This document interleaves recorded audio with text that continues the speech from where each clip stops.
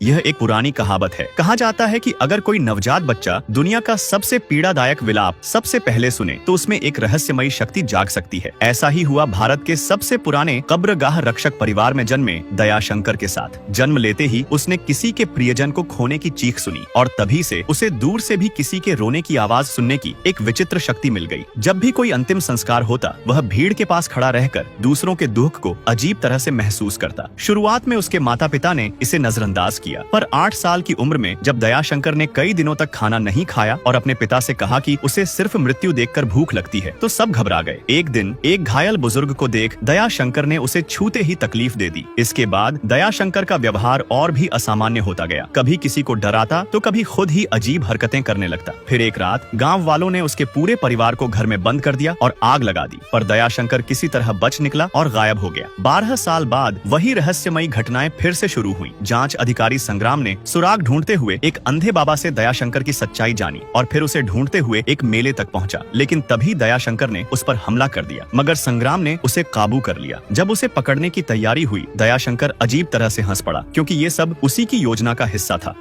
यह अब तक का सबसे भयावह अपराध स्थल था, जहां सैकड़ों लोग पत्थर की मेज के सामने अपने प्रियजनों के लिए बिलख रहे थे और एक शैतानी मुखौटा पहने आदमी जिसका नाम दयाशंकर था, टीवी पर खुलेआम अपने कत्ल के पूरे घटनाक्रम को दिखा रहा था। वह एक दूरस्थ कब्रगाह के रक्षक कबीले का सदस्य था, जिसके भीतर जन्म से ही इंसानी भावनाएं नहीं थी, बल्कि दूसरों के दर्द और पीड़ा से ही उसे आनंद मिलता था। 3 वर्षों में उसने कई खौफनाक घटनाओं की योजना बनाई। मेट्रो निर्माण के दौरान उसने दर्जनों लोगों को गायब कर दिया और सबको टीवी पर दिखाकर समाज में दहशत फैला दी। पीड़ित परिवार रो रहे थे और दयाशंकर उनके दर्द में डूबा था। पर जब विजय नाम के इंस्पेक्टर ने उसे पकड़ा तो पता चला कि यह उसका छोटा भाई है, जो बड़े के असर से खुद भी राक्षस बन चुका था। विजय ने घटनास्थल पर दयाशंकर के सामने उसके भाई को काबू में कर लिया, जिससे दयाशंकर ने कसम खाई कि वह बदला लेगा। वह विजय के घर घुसा, ड्राइवर और गार्ड को घायल कर दिया और फोन पर धमकी दी कि वह उसकी माँ की चीख सुनाएगा। विजय घबराकर बाइक से लौटा, मगर रास्ते में दयाशंकर ने लोहे की छड़ से उसे गिरा दिया, जिससे वह गंभीर रूप से घायल हो गया। भीड़ ने उसे अस्पताल पहुंचाया, जहां बेहोशी में उसने दयाशंकर को पहचाना और गोलियां चलाकर उसे पुल से गिरा दिया। होश आने पर उसने जाना कि उसका परिवार सुरक्षित है, क्योंकि उसने पहले ही घर पर इतनी डिलीवरी और सेवाएं बुला दी थी कि दयाशंकर हमला न कर सका। उस रात जब सबको लगा कि दाशान मर चुका है, तभी सिंगर ने खुलासा किया कि दाशान असल में जिंदा है और वह कई दिन पहले ही खुफिया जानकारी पा चुका था कि दाशान एक और बड़े हमले की योजना बना रहा है, जिसका ठिकाना सिर्फ उसी को मालूम है। इसलिए जब सिंगर ने दाशान पर गोली चलाई तो उसने जानबूझकर गंभीर अंग को निशाना नहीं बनाया, ताकि उसे जिंदा पकड़कर उससे रहस्य निकलवा सके। अस्पताल की छत पर उसने अस्थायी ठिकाना बनाया और नदी की धाराओं के हिसाब से दाशान के छिपने का क्षेत्र तय किया। घायल दाशान को इलाज की जरूरत थी, इसलिए सिंगर ने टीवी चैनल हैक करके महिलाओं के लिए इनाम वाला खेल चलवाया कि आसपास कोई संदिग्ध दिखे तो बताओ। कुछ चौकस औरतों ने एक क्लिनिक पर शक जताया और जब उन्हें सच्चाई पता चली तो वे शेरनी बनकर सिंगर के साथ जुट गईं और बंधकों को आजाद करवाया। पुलिस ने मौके पर दाशान को पकड़ लिया, लेकिन उसने चौंकाने वाला खुलासा किया कि पास के पहाड़ से एक विशाल चट्टान को धकेलने की तैयारी हो चुकी है और हजारों लोग संकट में हैं। सिंगर ने ट्रक से टकराकर चट्टान रोक दी, लेकिन लौटते वक्त दाशान भाग निकला। तभी गर्लफ्रेंड शाओमेई का फोन आया कि उसने दाशान को अपने अस्पताल में देखा है और वहीं हमला हो सकता है। सिंगर पहुंचा तो विस्फोट से इमारत बुरी तरह क्षतिग्रस्त हो रही थी और निर्दोष लोग संकट में फंस गए थे। गुस्से से भरे सिंगर ने दाशान से अंतिम लड़ाई लड़ी और भारी संघर्ष के बाद दाशान बुरी तरह घायल होकर हार गया और उसका सफर हमेशा के लिए थम गया। और यह साबित हो गया कि बुराई कितनी भी ताकतवर हो, अंत में न्याय की जीत होती है।